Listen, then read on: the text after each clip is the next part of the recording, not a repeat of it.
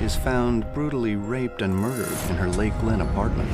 A dark cloud descends over the town of Raleigh, North Carolina, that will take 3.5 years to break.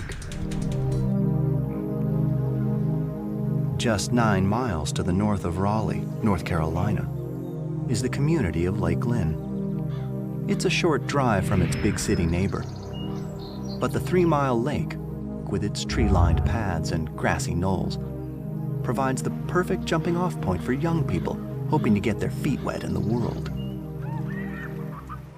Lake Lynn is an area with a lot of apartment complexes. They're affordable. They are in picturesque areas around the lake. After I graduated college, I wasn't sure where I wanted to live. I knew that I didn't want to live in a big city like a New York or Washington, D.C. I didn't want to live in a small town either, so something in between. 23-year-old Deanna Powell and her stepsister, Stephanie Bennett, are more than family. They're best friends. Stephanie was a very sweet person. She was kind, fun-loving, easygoing, wouldn't hurt anyone, just a all-around nice person. It was Deanna and Stephanie's dream to one day move away from home and share an apartment in a town like Raleigh.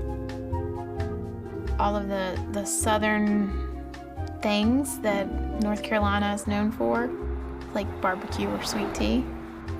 The people's way of living is not fast-paced. People take time to wave and speak and say hello. They just wanted to get out and be on their own. And I thought that was, if that's what she wanted, that would be a good move. It appears to be just that. The girls go about their lives in the real world until the unthinkable happens. The evening of May 20th, 2002 is just another humdrum Monday night on Lake Lynn. It's nice and quiet in the girls' small apartment. Deanna is out of town and Stephanie has the place to herself. That evening, Stephanie came home from work. It was a routine day by all accounts.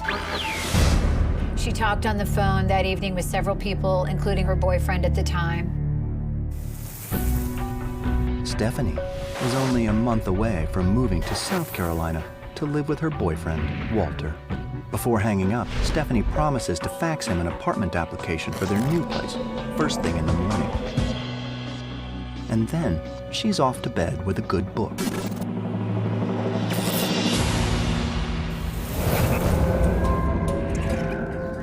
The next morning at 11 a.m., Walter realizes Stephanie hasn't faxed him the application. People started trying to reach Stephanie that morning. Her boyfriend called, he emailed. I had tried to call Stephanie 2 or 3 times that day. Can you call me back? But I didn't get her, and I just figured she was in a meeting or busy. And then her work had called and said she had not showed up for work that day.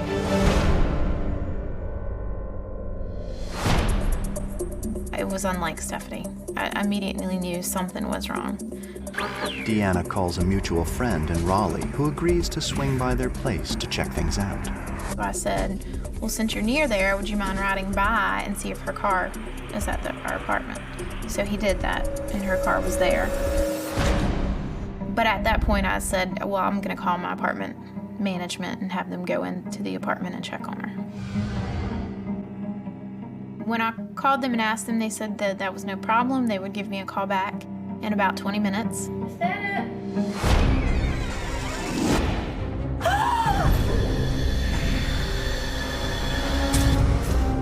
20 minutes passed and they didn't call back.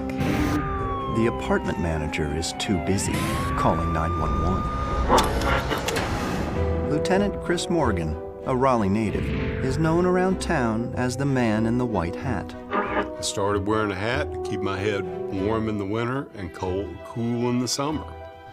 Hats are good. After a while, I got very fond of my hats. Whenever we clear a big case, I buy myself a new hat, kind of a little reward. Morgan is just 2 years away from retirement. He hopes to buy many new hats before then. But first things first. I was at work get a call from the watch commander. Morgan. He said, we've got a deceased person out at the Lake Lynn apartment out there. White female, appears to be in her 20s. It's not a lot of information to go on, but it's Lieutenant Morgan's job to find out more. I walked down the hall, through the living room, down the short hallway, and as I looked over to my right, I saw the body of a young white female laying on her back on the floor. I started immediately taking stock of what I saw. And in this particular case, there were a lot of things that were very, very disturbing. The victim is lying on her back with some pronounced ligature marks around her neck, wrists, and ankles. Was this a suicide? No, obviously. The restraint marks were totally inconsistent with suicide. Is there any other explanation? Could this be some kind of bizarre, natural, or accidental death? Certainly not. And from that point, you immediately come to the conclusion we're dealing with a homicide here. In addition to being strangled to death, there's evidence that Stephanie was sexually assaulted, evidence in the form of seminal fluid. The killer provided and removed whatever he used to bind and strangle Stephanie. I'd never had a ligature strangulation case where the ligature had been removed and was no longer present at the scene. We were dealing with a careful, organized offender, someone who had brought what he needed to commit the crime to the scene and had also taken it away with him after the crime had been committed. Morgan knows that this one is going to take some time. I kind of knew that she was dead. I never would have suspected that someone did that to her, but I kind of knew. We were wrecked for a while. During that time is when kind of the strength started showing because there was so much outpouring of love and friendship. Lieutenant Morgan makes a promise to Stephanie's family. He's going to find the killer before he retires. Every homicide investigation should start at the inside and work out.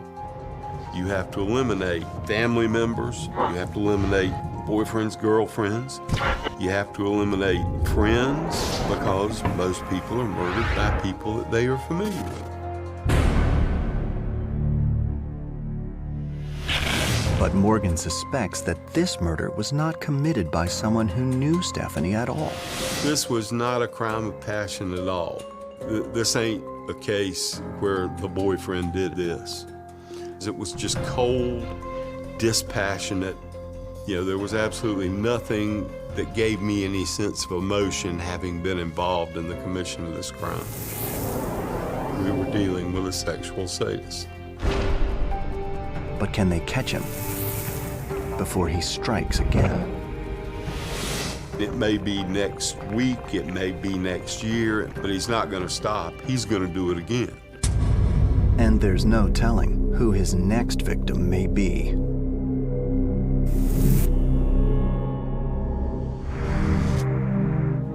WRAL reporter Amanda Lamb covers the crime beat in Raleigh, North Carolina, so she's used to the sleazy side of things. But when 23-year-old Stephanie Bennett is found murdered in her apartment, Amanda just can't make sense of it. She was the girl next door. She wasn't a person that tried to call attention to herself. She did nothing to put herself in harm's way. And this is the kind of story that I think is every parent's worst nightmare. But no one gets away with murder on Amanda Lamb's beat. We'll keep you updated throughout the day as the story develops. Amanda Lamb, WRAL News, Raleigh. Luckily, Lieutenant Chris Morgan's on the case. His theory about the murder being committed by a stranger is just that, a theory. But investigations aren't solved on theory alone. Everybody's always a suspect. This person of interest crap, I don't have persons of interest. I'm interested in everybody until they're eliminated as a suspect. The case is short on DNA and long on suspects. Everybody that Stephanie knew was a suspect, in a way, because we had to eliminate. All of Stephanie's family and friends are cleared. Several suspects down, several hundred to go. A quick check through CODIS, the combined DNA index, might do the trick. I didn't think that the offender's profile would have been in the national database. I don't know why I didn't think so. You know, I had a gut feeling that this case was not going to be solved that easily. Morgan's gut is right. The murder wasn't perpetrated by a known offender. Morgan, meet square one. Square one, meet Morgan. Fear goes through your head. Fear because I don't want another father to be in the same position that Carmen Bennett's in. Fear that we're not going to catch this guy because we have every reason to believe that this type of offender is going to commit this crime in all likelihood multiple times. The clock is ticking.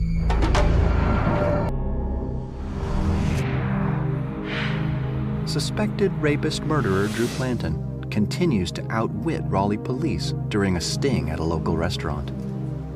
But his odd behavior only adds fuel to investigators' fire that they're on the right track. Drew Planten finished his lunch and he went to the dessert table and he got a small bowl of banana pudding. He came back to the table and he sat there for a long time trying to figure out how to eat that banana pudding without using a utensil. He could not. So he picked up his fork, he took 2 small bites, and then he put that fork under the table and he tried to clean it. We'll just see about that. When Planten leaves, police confiscate the fork and send it to the crime lab. Will the proof be on the pudding fork? Well, the lab agent with the State Bureau of Investigation let me know that he had matched 6 out of the 13 markers to the DNA obtained from the Stephanie Bennett crime scene. It's a partial match, but investigators will need to match 13 out of 13 markers to get a conviction. So we spoke with the personnel at his workplace, and we were all in agreement that he used some things at his workplace that he would naturally discard, that he did not have an expectation of privacy, and one of those was latex gloves. Drew always wore a certain pair of gloves whenever he had to test a certain product that we tested. They were out of date and so out of style, and they were just Drew's gloves. On October 17th, Joanne assigns Planten a task that will require him to use his gloves. For the first time in months, Drew doesn't suspect a thing. After Drew put the gloves back in the cabinet, the gloves sat in there for the